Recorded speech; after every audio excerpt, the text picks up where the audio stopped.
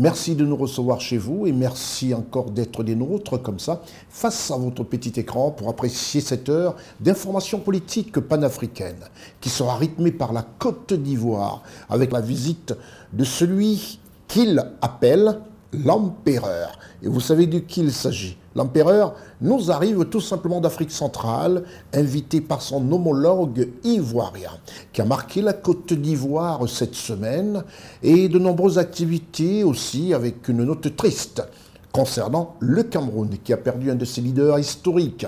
Nous allons aussi faire un petit tour comme ça pour vous présenter quelqu'un qui a marqué aussi la vie du président Omar Bongo, puisque en ce mois de juin, toute l'équipe de CNN a décidé de consacrer ce mois de juin à un hommage particulier au président Omar Bongo, afin que nul n'oublie ce qu'a fait ce grand fils d'Afrique d'origine gabonaise. Merci de nous recevoir chez vous.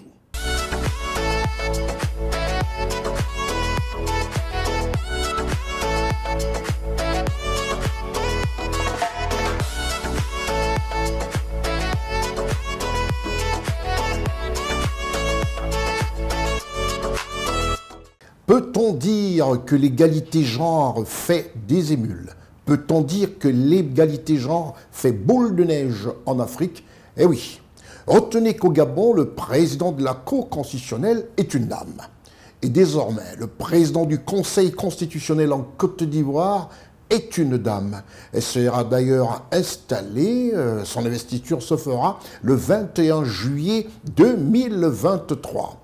Nous allons tout de suite au Bénin. Et au Bénin, il y a quelques jours, simplement, la haute magistrature béninoise, à savoir la Cour constitutionnelle béninoise, vient d'installer ses nouveaux membres. Et parmi ce Gotha figurent 2 femmes. Au Bénin, comme je disais tantôt, cette 7e mandature, 2023-2028, a prêté serment. Les nouveaux sages de la haute institution, à savoir la Cour constitutionnelle béninoise, ont prêté serment en présence du chef de l'État béninois, son Excellence Patrice Talon, qui a simplement dit « J'ai pris acte ». Reportage Raoul Sonkoué.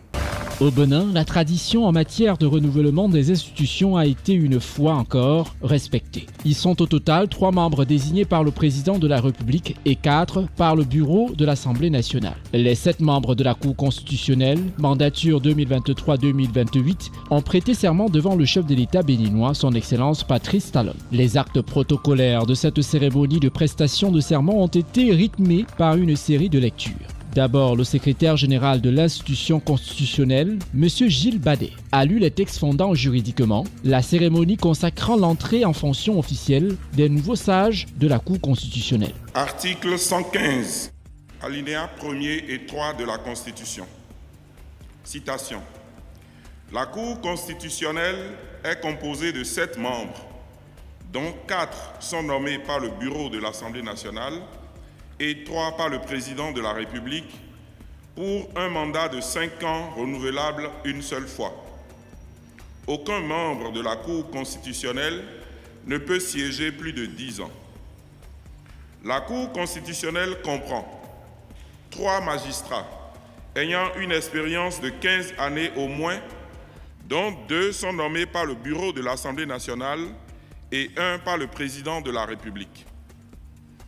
2 juristes de haut niveau, professeurs ou praticiens du droit, ayant une expérience de 15 années au moins, nommés l'un par le bureau de l'Assemblée nationale et l'autre par le président de la République.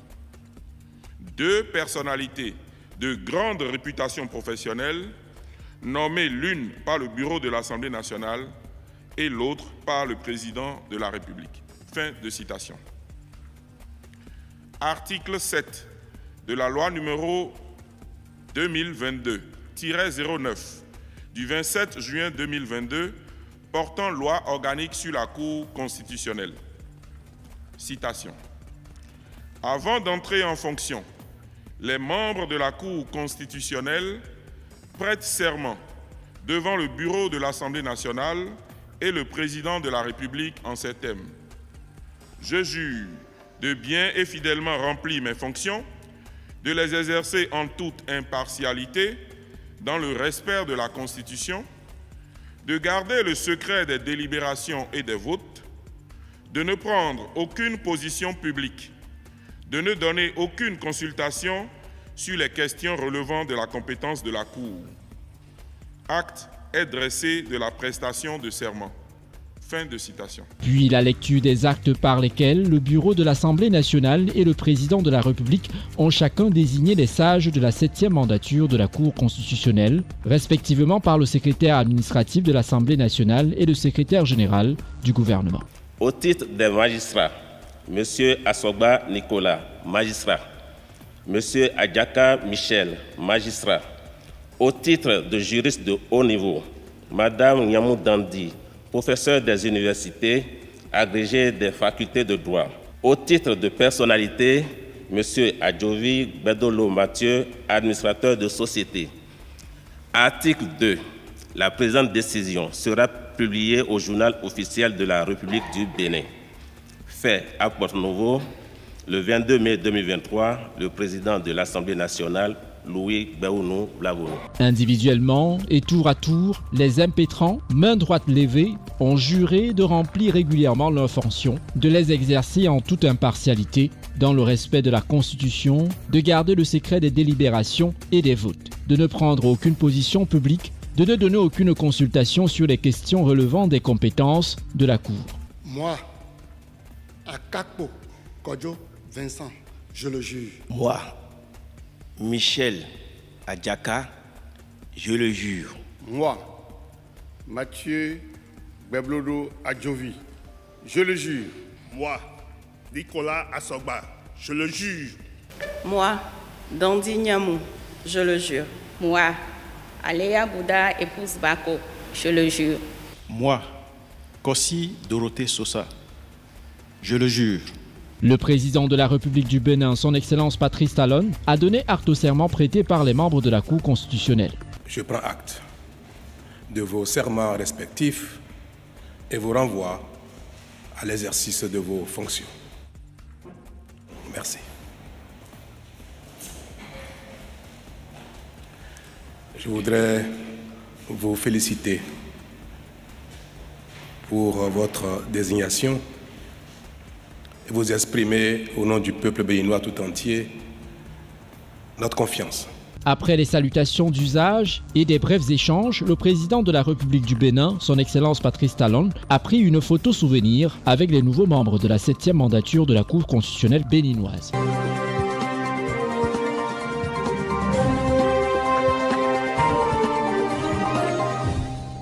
Nous allons au Cameroun pour une note triste dans ce magazine d'information politique et nous allons parler du décès de l'opposant historique au président Paul Biya. Nin John Frondi, c'est son nom, le légendaire opposant du président Paul Biya au Cameroun, a rendu l'âme, laissant triste sa famille politique et le peuple camerounais.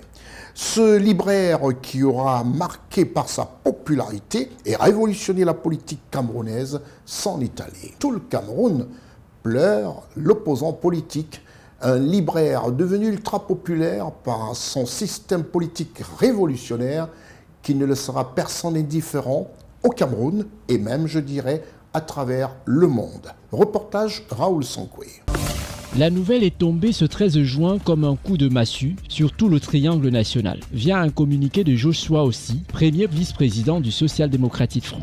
C'est avec tristesse que nous annonçons le passage à la gloire éternelle du président national du Social Democratic Front, SDF, Nin John Frondi, le 12 juin à 23h30 à Yaoundé, des suites d'une longue maladie. Lit-on sur l'annonce. Opposant historique du président Paul Biya, le chairman Nin John Frondi avait plusieurs fois été candidat aux élections présidentielles au Cameroun.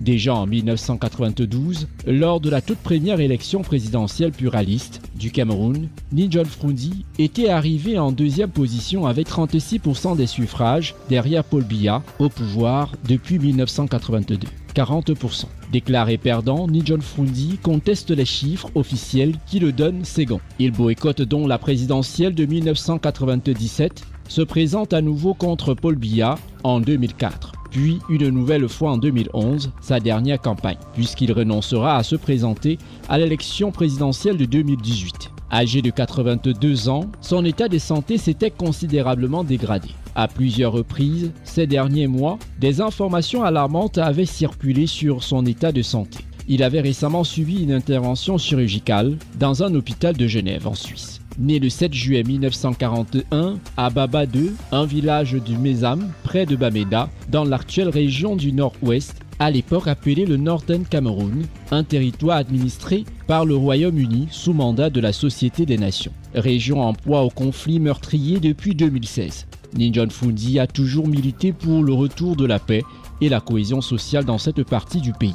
Parti étudié au Nigeria, il revient à Bamenda où il exerce plusieurs fonctions dont celle de libraire. À la fin des années 1980, il fait ses premières armes en politique sur une liste du RDPC, à l'époque parti unique. À 50 ans, il participe à la création du FDF, appelé Social Democratic Front.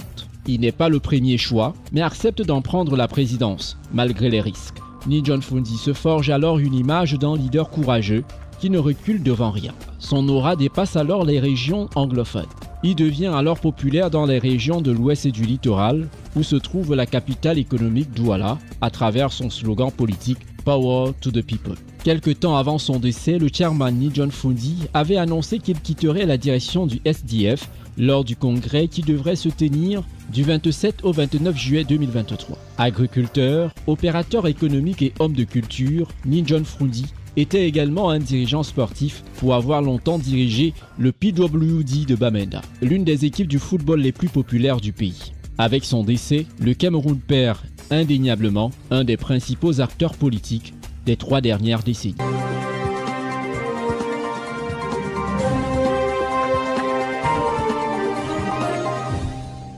Pourquoi le président de la République ivoirienne, son Excellence Alassane Ouattara, l'a-t-il surnommé l'empereur? Cet empereur que nous aimons tous, regardez simplement la décomposition de ses tenues vestimentaires. Il a opté pour les costumes croisés et il a vraiment révolutionné ce port de la superbe toile. Le président de la République congolaise a effectué un séjour fraternel, mais surtout un séjour d'amitié en Côte d'Ivoire. Une visite officielle organisée par la République de Côte d'Ivoire. Ce séjour qui aura marqué les Ivoiriens par de nombreuses activités. Cette visite officielle du président de la République congolaise, son Excellence Denis Sassou Nguesso, en République de Côte d'Ivoire, sera teintée de fraternité entre les deux chefs d'État, avec une conférence de presse, la signature de nombreux accords, un dîner offert par le couple présidentiel ivoirien et surtout une pose d'une gerbe de fleurs au caveau du président Félix Houphouët-Boigny. Bref, une visite bien chargée. À 2 heures de route, pratiquement une petite trentaine de minutes à vol d'oiseau d'Abidjan, c'est-à-dire au village du président Félix Houphouët-Boigny. Quand on sait que ce séjour était rythmé par de nombreux coups de fil d'un Congolais, propriétaire de la télévision C-Direct en France, qui n'a eu cesse de rappeler toute l'équipe de CNN pour savoir si les reportages se faisaient. C'est M. Judy Gaël Massirou qui a été présent au téléphone à savoir si tout était mis en œuvre pour faire un reportage digne de ce nom à l'occasion de la visite officielle de son président de la République congolaise. Vous savez, les Congolais, ils adorent ça. Et c'est très bien quand un chef d'État a comme compatriotes, des dirigeants de grandes entreprises de médias comme C-Direct, en l'occurrence Judy Gaël Massirou, on peut tout simplement s'enorgueillir. Le président Denis Sassou Nguesso en Côte d'Ivoire n'a pas été de tout repos, comme vous reporte ici toute l'équipe de reportage de CNN présent à l'aéroport et à toutes les différentes étapes de la visite officielle de son Excellence Denis Sassou Nguesso en Côte d'Ivoire. Reportage. Le président de la République de Côte d'Ivoire, son Excellence M. Alassane Ouattara, qui avait à ses côtés le vice-président de la République, le Premier ministre, des dirigeants d'institutions, des membres du gouvernement et du cabinet présidentiel, la hiérarchie militaire, des chefs traditionnels ainsi qu'une forte délégation de la communauté congolaise vivant en Côte d'Ivoire. L'arrivée du président du Congo, il est bienvenu. Déjà, nous disons à Enakwaba, il est bienvenu sur la terre ivoirienne. On aimerait bien que les visites des présidents africains soient plusieurs fois répétées et plusieurs fois régulières parce que ça donne envie aussi de les connaître et de aussi voir un peu la torture du pays, comment ça se passe en Côte d'Ivoire avec les venues des présidents africains. Merci bien. Papa Sassou Nguesso, papa Analingio Makasi. Nous voulons saluer donc les relations amicales qui existent depuis de longues dates entre les deux peuples et les deux gouvernements, les deux pays. Et nous sommes en train de les renforcer avec la venue du chef de l'État en Côte d'Ivoire. Vraiment, la visite du président Nguesso en Côte d'Ivoire, c'est un grand plaisir pour nous. Juste pour un développement, une courtoisie, pour une fraternité de paix entre le Congo et la Côte d'Ivoire. Et cela fait encore l'Afrique grand. Et ça sera bien pour la présidence Sassou Nguesso à Zoyaka. Donc on va bien l'accueillir en Côte d'Ivoire. Je suis content de recevoir mon pays dans la ville là où je suis en Côte d'Ivoire. Mon pays, bienvenue à Abidjan. Nous les Congolaises, nous sommes là, nous sommes contents pour te recevoir. Moi, no Euro, Ozokambingo, Okia. Par rapport à l'arrivée du président Sassou Nguesso, vraiment qu'il soit le bienvenu au pays. Et on lui dit Akwaba, parce que chez nous au pays ici, quand tu viens d'arriver, on te souhaite Akwaba. Ça veut dire bonne arrivée. Nous sommes là ce matin. Pour nous, cette initiative, nous sommes des jeunes Ivoiriens et Congolais. Nous vivons ensemble dans l'harmonie. Nous sommes venus accueillir notre cher président, son Excellence, M. Denis Sassou Nguesso. Ça fait 40 ans que je vis en Côte d'Ivoire. Je suis très contente pour l'arrivée de mon président Sassou Nguesso. Je suis fière, congolaise. Sassou Mbote Zaginki, Mbote Zaginki. Je suis contente. Je suis en Côte d'Ivoire, à l'heure là, à l'aéroport actuellement, pour recevoir mon président, le chef de l'État congolais, Monsieur le président Denis Sassou Nguesso. Très content de le recevoir même, qu'il est venu nous faire sa visite de courtoisie et en passage, on lui passe des salutations en tout cas. Monsieur le Président, mes salutations. Bonne arrivée chez nous. Comme on dit en Côte d'Ivoire, Akwaba. Voilà. Kwizulu Yambote. Kwizulu Yambote. Merci, Monsieur le Président. Je suis venu aujourd'hui accueillir mon président, M. Denis Sassou Nguesso, son Excellence. Nous sommes très contents de le recevoir. Nous sommes vraiment contents, Papa Sassou Nguesso. Merci, Nanyos, tout le monde quiz, avec mes sepela, Papa, avec mes sepela. Papa, merci, bienvenue, avec mes sepela, Papa. Le président Alassane Ouattara a accueilli son homologue congolais, son Excellence Denis Sassou Nguesso, le lundi 12 juin 2023, en début d'après-midi à l'aéroport international Félix Houphouët-Boigny. Sur le tarmac, toutes les dispositions sont prises. Aux alentours de 14 h, l'avion transportant à son bord le président de la République du Congo s'immobilise. Le président Denis Sassou Nguesso est accueilli au bas de l'échelle de coupé par son homologue ivoirien, son Excellence Alassane Ouattara, visiblement heureux de retrouver un ami, un frère, en cette circonstance solennelle de sublimation des relations entre la Côte d'Ivoire et le Congo. S'en sont suivies les exécutions des hymnes nationaux du Congo et de la Côte d'Ivoire.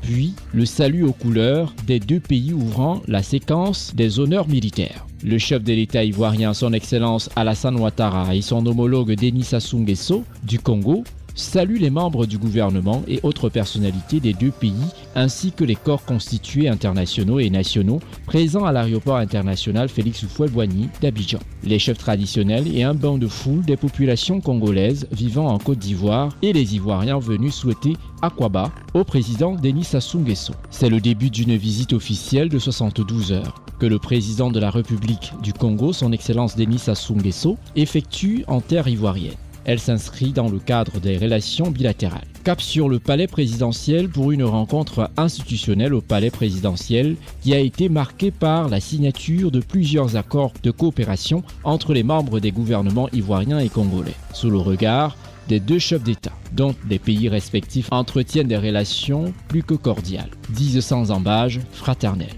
Le président Sassou Nguesso a répondu à la question à lui être posée par un journaliste de la presse internationale.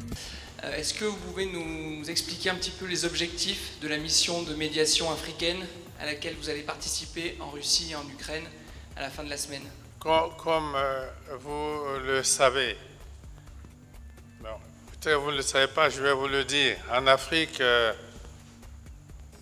On dit que lorsque les éléphants se battent, ce sont les petites herbes en bas qui se couchent et qui meurent.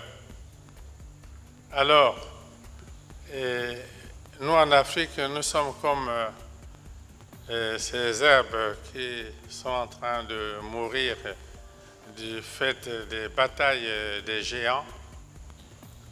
Nous subissons tous les effets de ces guerres-là directement, nos peuples.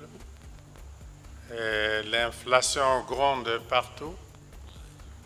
Et nous pensons que face à un tel drame, l'Afrique ne pourrait pas rester silencieuse ou indifférente.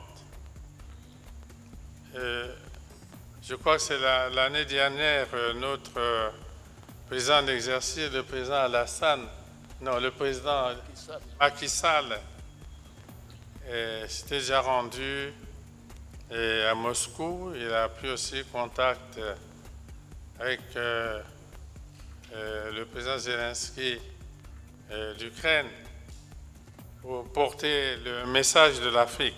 Les peuples africains ont toujours, dans leur conflit, privilégié la palabre, le dialogue. Et l'Afrique ne pouvait pas rester indifférente. Voilà pourquoi il a été convenu que quelques chefs d'État, en réalité un chef d'État par sous-région d'Afrique centrale, plus le président en exercice de l'Union africaine, que quelques 5-6 chefs d'État pourraient se rendre en Ukraine et en Russie pour porter un message de paix, tout au moins d'apaisement, et faire comprendre aux belligérants quelles sont les souffrances qui sont causées par cette guerre aux peuples faibles du monde, et en particulier au peuple d'Afrique. Un dîner a été offert au président congolais par le couple présidentiel ivoirien. Je me réjouis des avancées notables constatées de la signature à l'occasion de cette visite officielle de 13 nouveaux accords de coopération cet après-midi. La récente participation des milieux d'affaires ivoiriens au dernier forum économique, culturel et touristique, organisé en mars 2023 à Brazzaville, est le cadre idéal pour la promotion des investissements nationaux et l'ouverture de nos marchés aux produits ivoiriens et congolais. Vive le Congo, vive la Côte d'Ivoire, vive l'amitié fraternelle et la coopération ivoiro-congolaise. Je voudrais vous traduire ma gratitude pour les dispositions que vous avez fait prendre afin que j'aille m'incliner devant la mémoire du père fondateur de la nation ivoirienne, le président Houphouët-Boigny à Yamoussoukro. J'ai foi en notre capacité à porter plus haut la relation exceptionnelle et privilégiée qui unit déjà nos pays, à rapprocher davantage nos peuples et préparer notre jeunesse aux défis de son époque. La suite du séjour pour la deuxième journée, le président de la République du Congo, son Excellence Denis Sassou Nguesso, a également visité l'usine Semoa, une unité de transformation de cacao, avant de recevoir les clés de la ville d'Abidjan, ainsi que le parchemin du citoyen d'honneur. C'est une fierté pour nous autres dirigeants africains de visiter une industrie comme celle-ci. C'est le sens de notre combat, de combat pour le développement de l'Afrique. Parce que l'Afrique ne devrait pas continuer d'être la cinquième roue du carrosse. Nous serions condamnés à produire la matière première pour qu'elle soit transformée ailleurs, que la valeur ajoutée soit ailleurs et que les emplois soient ailleurs et que le chômage des jeunes soit en Afrique. L'Afrique va s'en inspirer, le Congo aussi, parce que nous sommes un tout petit producteur de cacao. Le ministre de l'Agriculture est ici, avec l'appui de son frère qui est là. Ils se sont déjà entendus. On va avoir la sémence Mercedes, voilà. Et il va faire le développement dans la Likwala, la Sanga, les 2 cuvettes pour commencer. Et puis on viendra à l'école et puis tout marchera. Le président de la République du Congo, son Excellence Denis Sassou Nguesso, s'est rendu aussi à Yamoussoukro afin de déposer une gerbe de fleurs au caveau de Félix Houphouët-Boigny, le premier président de la République de Côte d'Ivoire. C'est pour la 2e fois que je viens ici. Quand j'ai accédé à la magistrature suprême de mon pays, le Congo, c'est le premier chef d'État au monde que je suis venu voir en 1979. L'aéroport de Yamoussoukro était déjà construit tel qu'il est là. Et la voie qui mène à Yamoussoukro aussi, telle qu'elle est. Et c'est pour cela que nous disons que Houphouët-Boigny, c'était un visionnaire. Vous voyez, ce qu'il a construit depuis les années 70 garde son actualité. Il m'a accueilli à l'aéroport de Yamoussoukro. Il m'a amené jusqu'à l'immeuble qu'il avait construit pour accueillir ici le président Giscard d'Estaing. J'ai été logé là, il m'a accueilli chaleureusement. Il m'a simplement dit, bon, reste là, repose-toi, et demain, à 10 h, je viendrai et nous allons parler. Et j'ai écouté le président Houphouët-Boigny pendant 4 heures. C'est lui qui parlait et j'écoutais. Bon, j'ai parlé peut-être 20-25 minutes, donner un peu des nouvelles du Congo. Donc, au cours de cette visite d'État en Côte d'Ivoire, j'ai tenu encore pour la 2e fois à venir ici, lui rendre hommage et me recueillir. Voilà. Le président de la République du Congo, son Excellence Denis Sassou Nguesso, n'a pas manqué de prendre un bain de foule et saluer de plus près ses compatriotes résidant en Côte d'Ivoire, venus nombreux lui témoigner leur affection.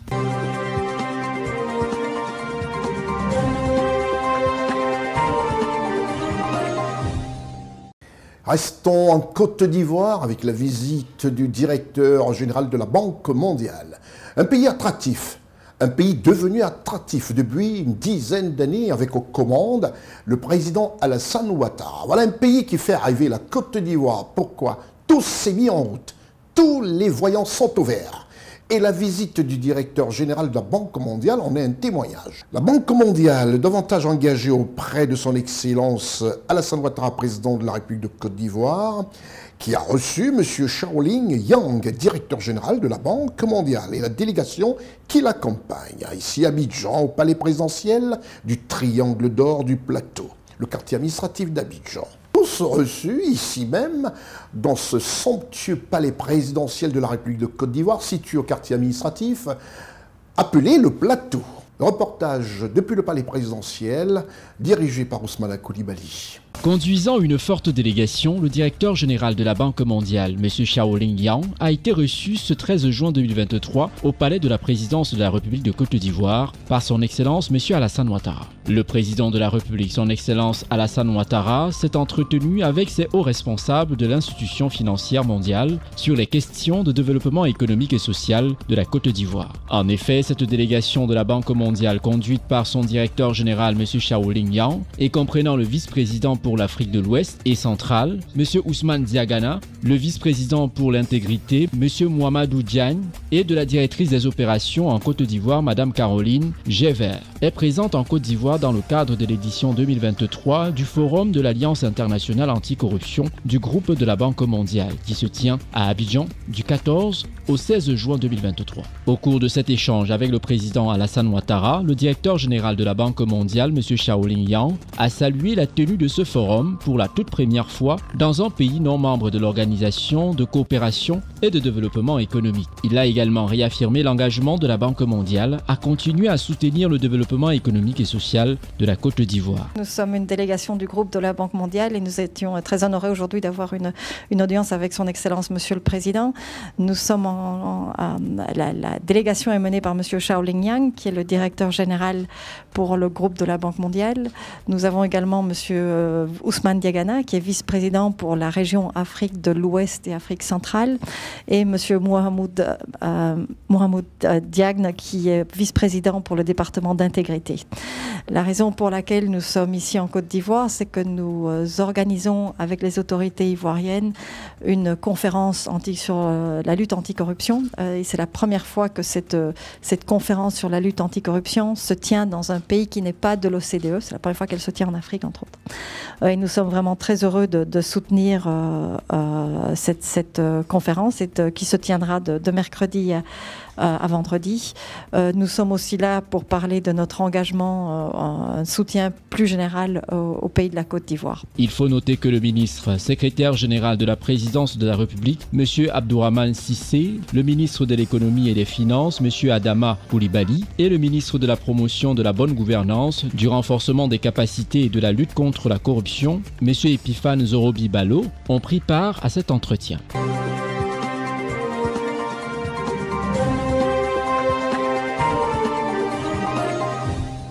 Tout en remerciant notre partenaire, les magasins Orca. Et pour boucler comme ça avec cette actualité ivoirienne qui aura rythmé cette émission, le constier Carol Week News, qui vous est proposé toutes les semaines, avec des rediffusions sur 3 médias internationaux, nous allons parler du Conseil des ministres. Le Conseil des ministres du gouvernement ivoirien, qui devait se tenir le 14 juin, ne l'a pas été, vous comprenez la raison. Il était à Abidjan, le président de la République congolaise, et pour parfaire cette visite où tout le monde était pratiquement concentré, à savoir tous les membres du gouvernement autour du président Alassane Ouattara, ce Conseil des ministres ne s'est pas tenu. Il s'est tenu le jeudi 15. Et toute l'équipe de Ciné au palais présidentiel pour vous rapporter ce Conseil des ministres du gouvernement de la République de Côte d'Ivoire. Reportage Ousmane Coulibaly. Ce jeudi 15 juin 2023, un conseil des ministres s'est tenu de 11h à 13h au palais de la présidence de la République à Abidjan, sous la présidence de son Excellence M. Alassane Ouattara, président de la République et chef de l'État. L'une des préoccupations du conseil des ministres de ce jeudi 15 juin 2023 était les fraudes sur la nationalité. La mesure prise à ce sujet fait partie des 6 projets de loi arrêtés lors de ce conseil. Au titre du ministère de la Justice et des Droits de l'Homme, le conseil a adopté 2 projets de loi. Au titre du ministère de la Justice et des Droits de l'Homme, le Conseil a adopté 2 projets de loi. Le premier projet de loi modifie la loi du 14 décembre 1961 portant code de nationalité tel que modifié par les lois du 21 décembre 1972 et du 17 décembre 2004, les décisions du président de la République du 15 juillet 2005 et du 29 août 2005 et la loi du 13 décembre 2013. Ce projet de loi vise à prévenir les fraudes sur la nationalité ivoirienne, à circonscrire notamment les mariages de complaisance contractés en vue donc de contourner la procédure ordinaire de naturalisation. Ainsi, le présent projet de loi fait obstacle à l'acquisition immédiate de la nationalité ivoirienne pour le conjoint étranger suite à la formalité administrative du mariage avec l'autre conjoint de nationalité ivoirienne. Il conditionne l'acquisition de la nationalité à une déclaration du conjoint étranger faite devant le ministère de la Justice à l'issue d'une période probatoire de 5 ans, à compter de la célébration du mariage en vue de prouver la stabilité de l'union et l'intérêt que porte le requérant à la nationalité ivoirienne. Aussi, la nationalité n'est acquise qu'à la date de l'acceptation de la déclaration d'acquisition de la nationalité ivoirienne du conjoint étranger par l'autorité compétente. Un projet d'ordonnance au titre du ministère de l'Intérieur et de la Sécurité. Le Conseil a adopté une ordonnance et 2 décrets y référents. Une ordonnance modifiant les articles 149, 153, 171 et 175 de la loi du 13 décembre 2012 portant organisation des collectivités territoriales et la loi des ratifications y afférentes. Un décret fixant la composition numérique des conseils régionaux et des bureaux des conseils régionaux. Un décret fixant le nombre de conseillers municipaux et des adjoints au maire par commune. Ces 3 mesures interviennent en application de la loi du 13 décembre 2012 portant organisation des collectivités territoriales qui établit une corrélation directe entre la composition des organes de gestion de la région et de la commune et le nombre d'habitants de ces collectivités territoriales. Ainsi, la composition numérique des conseils régionaux et des bureaux de conseils régionaux, ainsi que le nombre de conseillers municipaux et des adjoints au maire par commune sont arrêtés en fonction de la population dénombrée dans la collectivité territoriale concernée. Au chapitre des communications, le Conseil des ministres a pris d'autres mesures, dont celle portant stratégie nationale de sécurisation foncière rurale. Adossée à la déclaration de la politique foncière rurale, la stratégie nationale et le programme national visent à assurer la sécurisation du domaine foncier rural en vue donc de réduire significativement la pauvreté en milieu rural, de renforcer la cohésion sociale et de gérer durablement les ressources naturelles.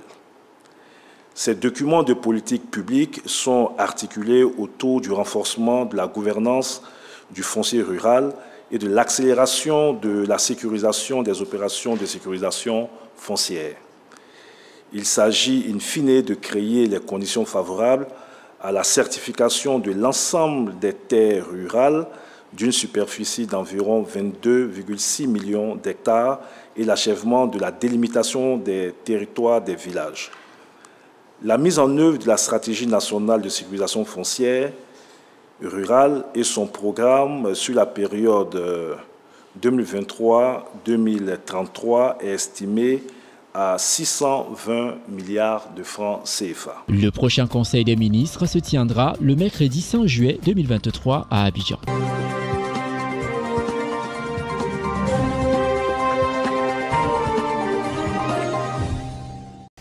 Après cette information rythmée sur la Côte d'Ivoire, la visite du président de la République congolaise, son Excellence Denis Sassou Nguesso, après toutes ces informations et après l'installation au Bénin de la Cour constitutionnelle béninoise sous l'œil avisé du président Patrice Talon, qui fait très bien les choses et qui aujourd'hui a rendu aussi son pays, le Bénin, très attractif.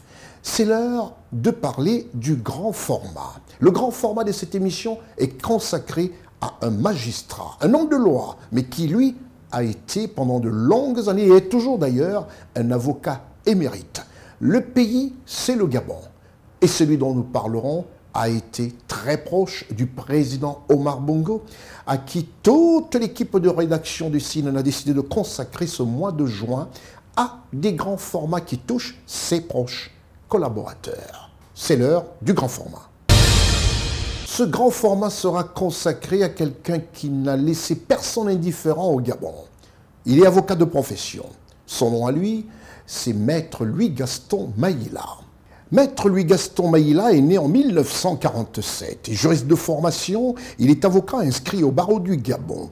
Et pendant de longues années, près de 30 ans, il a été l'un des proches collaborateurs du président Omar Bongo Ondimba, en travaillant au cabinet de celui-ci. Par la suite, il va intégrer le gouvernement où il occupera de nombreux postes ministériels, et ce, pendant plusieurs années. Un temps, il fit des allers-retours entre l'opposition et la majorité présidentielle. C'est ainsi qu'il créa le Parti de l'Unité populaire, que les populations gabonaises appelaient POUP.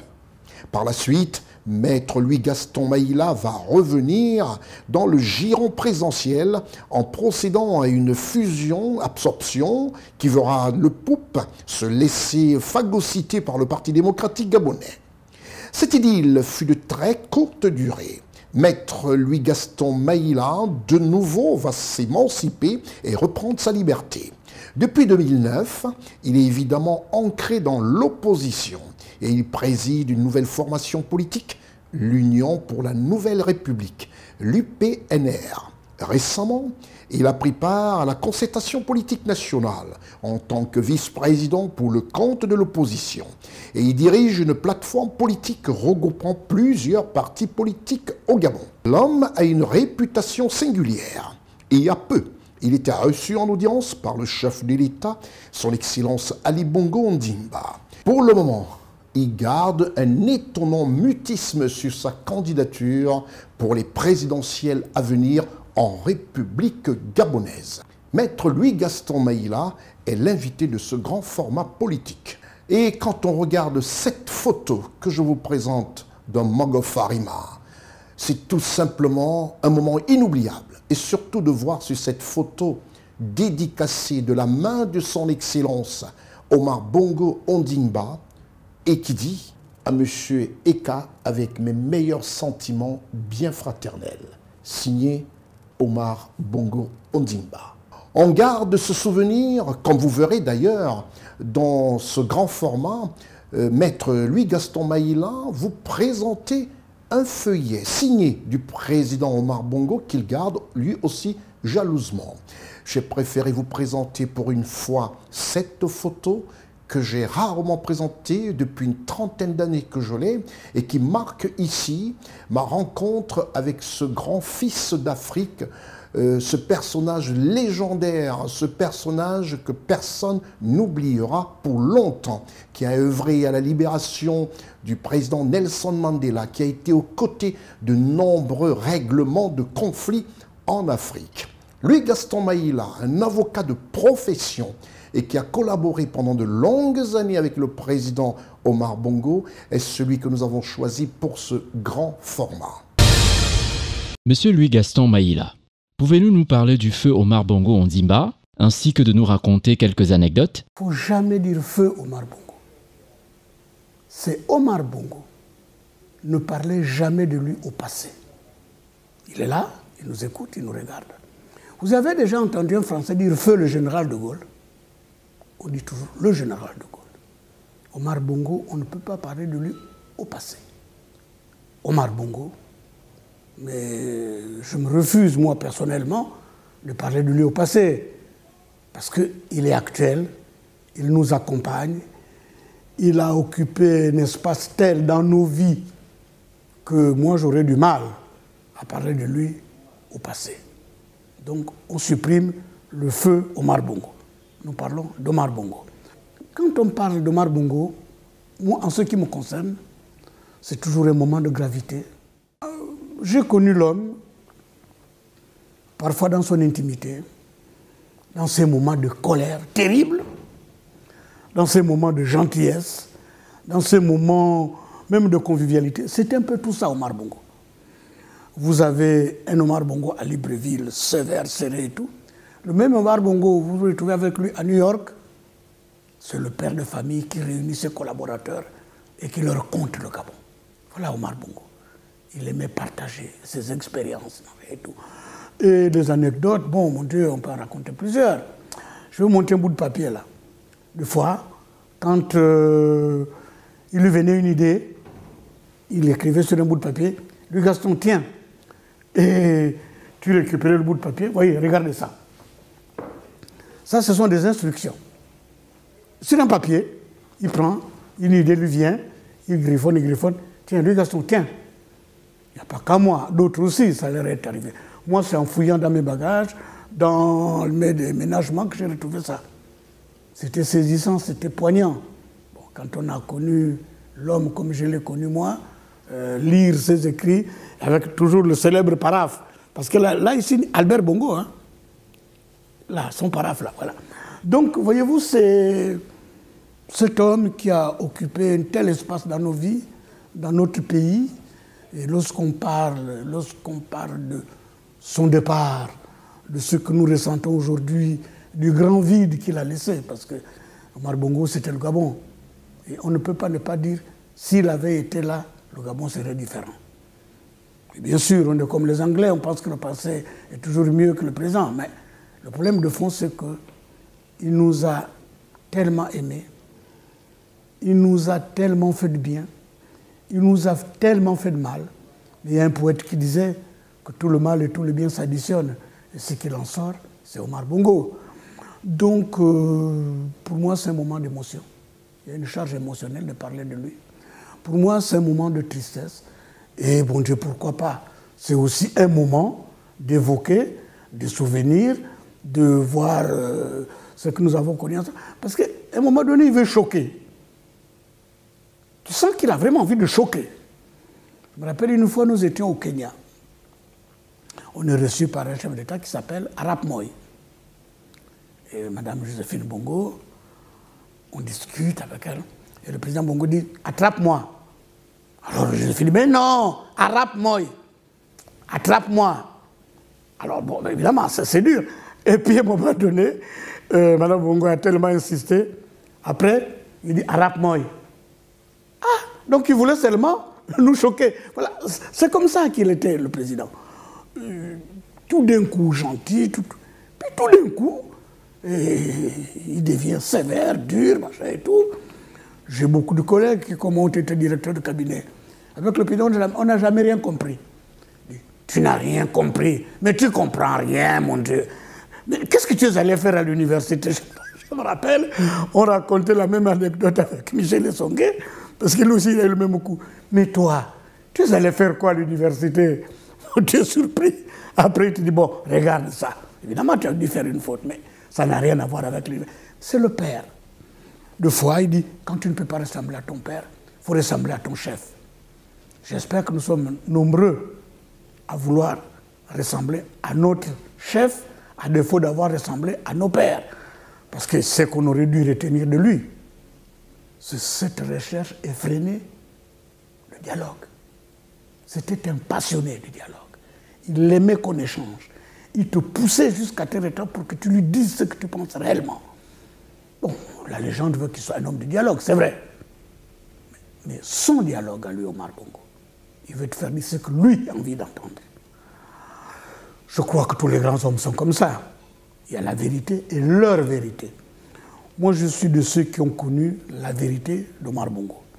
Je suis capable de vous dire, s'il a dit ça, en réalité, il pensait ça. Vous qui avez à plusieurs reprises été son collaborateur, que voulez-vous que la jeunesse gabonaise et africaine retienne de lui? Ce qu'il faut retenir, c'est que dans ce qu'il donnait, ça dépend de la nature des rapports que vous avez. Moi, personnellement, c'était à la fois le père et les collaborateurs. La leçon que j'ai retenue, c'est que quand il parle, tu le laisses parler. N'essaye pas de te justifier moi où il te parle. Tu le laisses aller jusqu'au bout. Et puis tu dis, moi, je n'engueule que les gens que j'aime. Quand je ne t'engueule plus, il faut croire que ce n'est plus bon entre nous. C'est vrai quelque part. C'est vrai. Bon, donc, je peux dire que j'ai connu 3 Omar Bongo, moi, personnellement. J'en ai connu 3. Le premier, celui de mes débuts, fougueux. Alors, attention, bagarreur, machin et tout. Avec ou sans la Banque mondiale, comment se faire, même si c'était une erreur économique. Mais il voulait, alors il fallait aller. Puis cet Omar Bongo-là a évolué lorsque le PDG est devenu triomphant. Bon, là, on est arrivé à des ambiguïtés telles que le préfet du parti, le préfet du gouvernement. Bon, ça, c'est notre Omar Bongo. Puis après, il y a le Omar Bongo de l'après-conférence nationale que nous avons connu vers la fin, qui est cet homme recru dans les efforts, un peu blanchi sous le harnais par le poids de pas mal de choses. C'était un autre Omar Bongo. Et là, il vous tenait un autre langage. Il vous parlait. Il vous conseillait plus qu'il ne vous parlait. L'homme qui hier vous engueulait s'était transformé en l'homme qui vous donnait des conseils, qui vous faisait passer des messages. Et comme je l'ai dit tout à l'heure, moi j'ai eu ce privilège de le connaître dans ces moments de colère, parce que c'est aussi un privilège. Quand il est en colère, mais alors il te sort de ces choses-là, bon, tu dis, bon, c'est fini, le ciel va tomber. Et dès qu'il a fini, tu es surpris, quelques minutes après, il t'appelle. Hé, toi? Oui, monsieur le président. Alors, qu'est-ce qu'il y a? Non, monsieur le président. Mais allez, arrête. C'est Omar Bongo, ça. La dernière fois, je fais un discours. Je suis président du Conseil économique et social. Je fais un discours très dur, avec comme titre « Et maintenant, monsieur le président ». Alors, je sors des choses très dures. Le président se fâche. Là, hein, il se lève avec les pings et compagnie pour aller préparer une réponse et tout.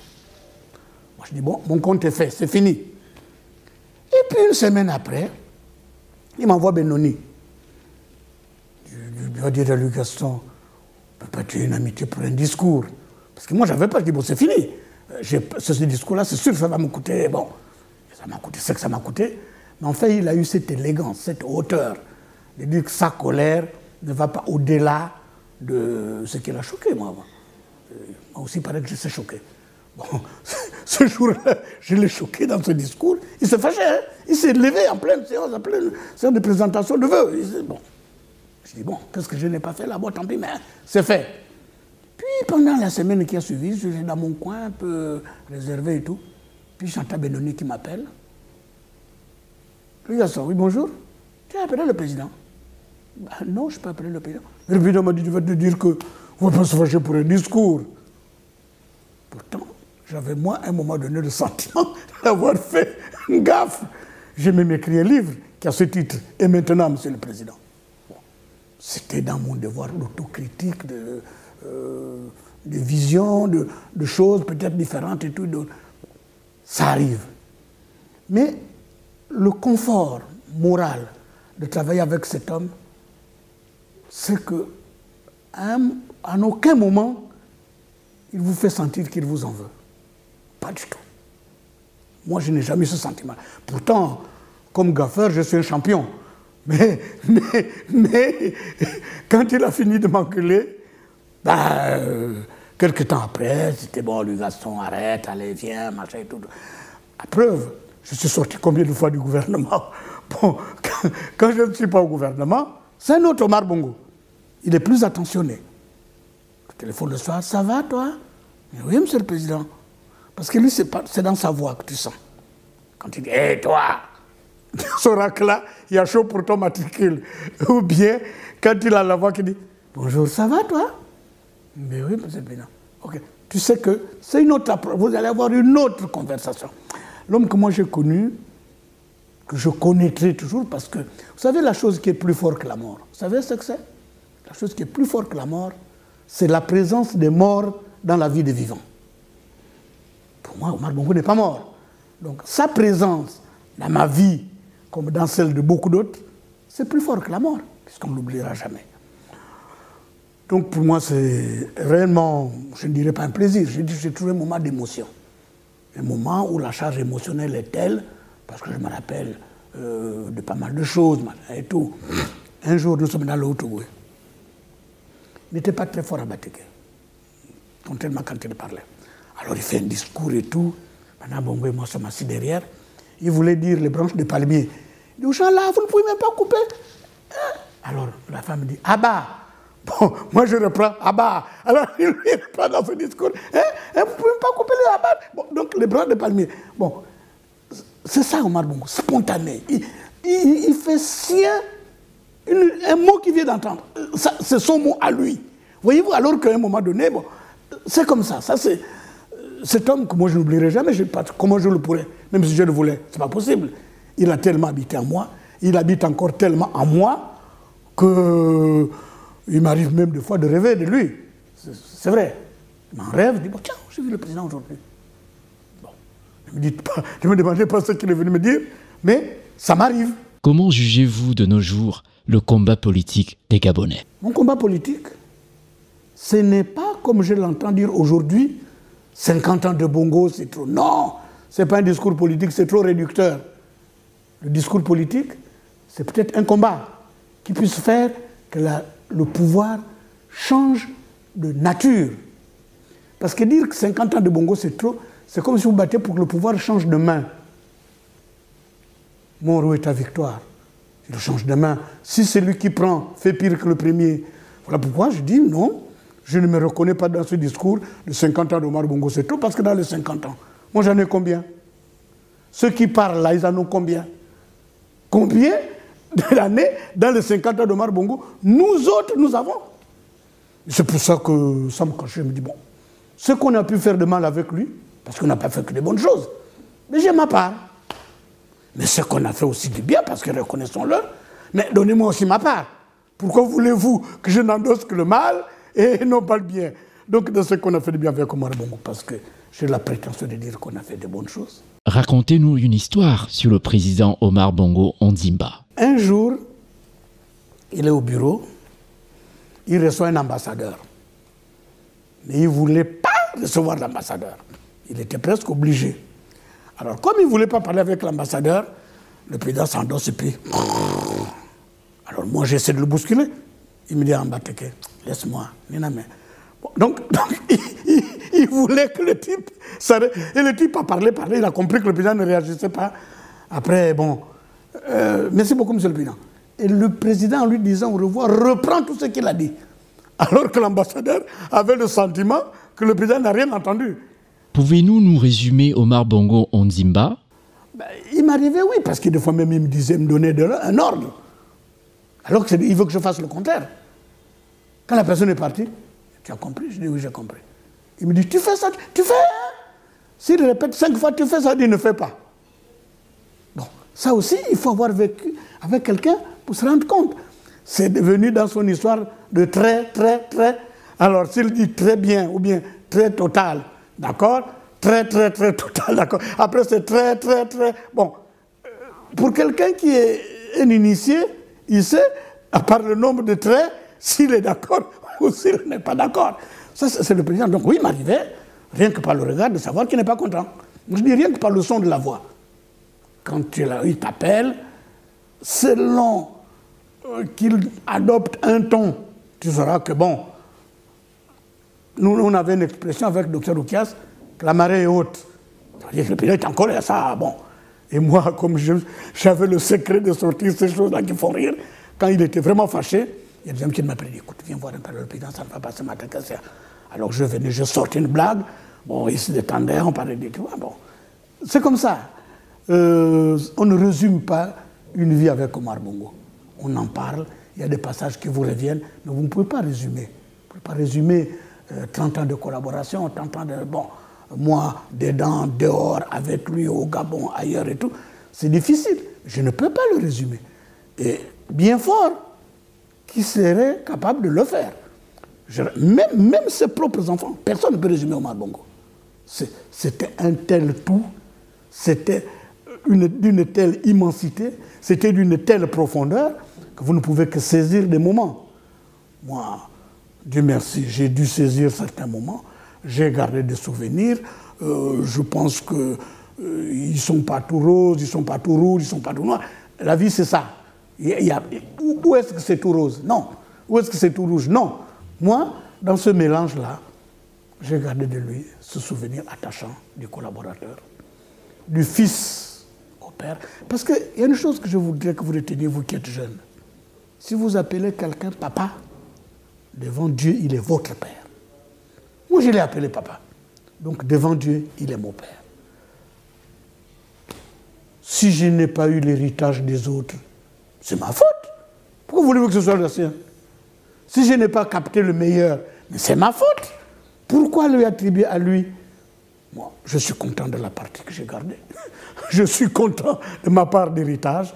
Et quand je parle de lui, je ne traduis que ma part de vérité, ma part de senti, ma part de vécu avec lui. Était-il quelqu'un de large, comme le disent de nombreuses personnes? Je ne peux pas vous dire parce que je ne peux parler que pour moi. Les rapports que j'avais avec lui me font dire que personne au monde ne m'a fait autant de bien que lui. Large, ouvert, attentionné. Bon, je ne sais pas comment il était avec les autres? Sûrement qu'il y en a eu qui ont eu plus de chance que moi, plus d'intimité. Mais ce que je retiens, moi, c'est que c'était quelqu'un d'ouvert. Il faudrait t'estimer heureux quand il t'engueule, parce qu'il dirait peut-être que je n'engueule que les gens que j'aime. Quand il ne te dit plus rien, fais attention. Donc, je ne sais pas si vous parlez de largesse matérielle ou pas. Bon, moi, je sais qu'avec tout le monde, je défie quiconque de dire le contraire. Il a été large matériellement. Il a été large. Chacun de ceux qui ont bénéficié de cette largesse en ont fait ce qu'ils avaient à faire. Mais dire qu'Omar Bongo a vécu avec un collaborateur à qui n'a pas donné de l'argent, moi j'attends que vous me signalez son nom pour que je le confonde. Parce que des fois ça passait par moi. Tiens, va donner à tel. Tiens, va donner à tel. Bon. Je crois qu'à un moment donné, le président n'avait plus tellement de notion d'argent. À ses yeux, l'argent n'était plus une valeur, surtout au dernier moment. Il avait pris une certaine hauteur. Un jour, je lui ai fait une réflexion à son bureau. Il a écrit un livre où il reconnaissait être le propriétaire d'une villa de M. Taralo. Moi, je savais que c'est faux. Et puis je lis le livre, puis je m'en vais le voir. Pourquoi tu as dit ça? La réponse, il hausse les épaules. Que veux-tu que ça me fasse? Ça va m'apporter quoi? Je dis, mais vous savez que ce n'est pas ça. Moi, j'étais 20 ans administrateur d'Elf Gabon. Ne me demandez pas de vous révéler quoi que ce soit. Mais je savais que ce n'était pas vrai. Mais il a écrit. Est-ce pour aider Taralo? Je ne sais pas. Mais moi, je savais que ce n'était pas. Et je lui ai posé la question. Il a seulement haussé les épaules. Ça veut dire qu'à un certain moment, l'homme, par rapport à... C'était plus son problème, ça. À la limite, même il vous en donne pour que vous puissiez vous étouffer avec. C'est pas son problème, ça, je vous jure. Enfin, moi, c'est le sentiment que j'ai eu quand, des fois, je le quitte, ou bien quand je viens d'avoir un long moment avec lui, quand... Bon, et je me dis, mais cet homme, c'est pas possible, voilà. Bon, donc, en parlant de largesse, je voudrais qu'un seul homme qui l'a connu en ce bas monde puisse me contredire. Je veux être large avec tout le monde. Et puis, quand on ne peut pas ressembler à son père, on ressemble à son chef, je crois que vis-à-vis de l'argent, j'ai la même attitude. Un peu plus de mépris que de considération. Voilà pourquoi, bon, je mène la vie que je mène, je ne vais pas dire que je mangerai demain matin. Vous voyez, regardez, monsieur, il m'a dit un jour, on sort du palais ensemble, puis il me dit, mais, du garçon, tu vois les oiseaux là? Je dis, oui. Tu connais leur plantation? Je dis, non, monsieur le président. Il dit, pourtant, ils vivent. C'est profond, ça. Il dit, est-ce que tu connais les plantations des oiseaux? J'ai dit, non. Il dit, mais pourtant, ils vivent. Pourquoi se soucier du machin et tout bon? Aujourd'hui, j'entends les gens parler de fortune et tout bon. Mais c'est Omar Bongo. Ce n'était pas Omar Bongo. Parce qu'il est présent. Et il nous accompagnera encore longtemps. Tous ceux qui l'ont connu, abordé, aimé ou détesté, parce qu'il y en a, bon, il ne leur quittera pas. Donc, c'est Omar Bongo. Quelle attitude auriez-vous à son égard s'il était encore là et vous demandez d'être à nouveau son collaborateur? S'il était encore là, malgré les hauts et les bas, s'il me demande encore d'être son collaborateur, surtout son directeur de cabinet, j'aurais accepté avec enthousiasme et précipitation. S'il n'y a pas d'autre mot, c'est les plus beaux moments de ma vie. Donc, je ne vois pas pourquoi, un seul instant, j'aurais hésité. Pourtant, Dieu sait si j'ai refusé des postes. Bon, là, j'aurais accepté avec enthousiasme et précipitation.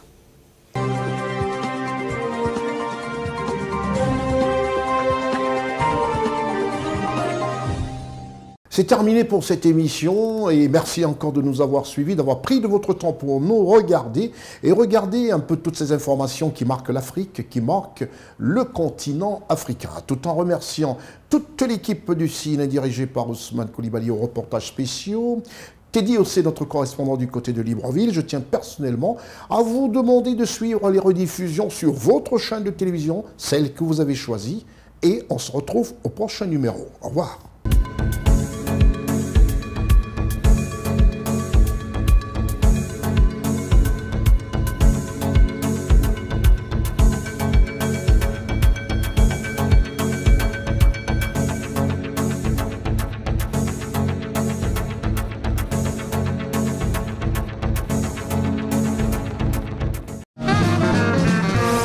Rendez-vous du roi de la télé sur CNN avec son magazine d'information politique afro-mondiale Constieka All Week News en multidiffusion toutes les 3 heures sur CNN, la télévision autrement, disponible sur les bouquets Créolink O12, numéricable O12, sur les bouquets Télépac, l'IMEX et en streaming sur www.cnntv.ci en couverture mondiale.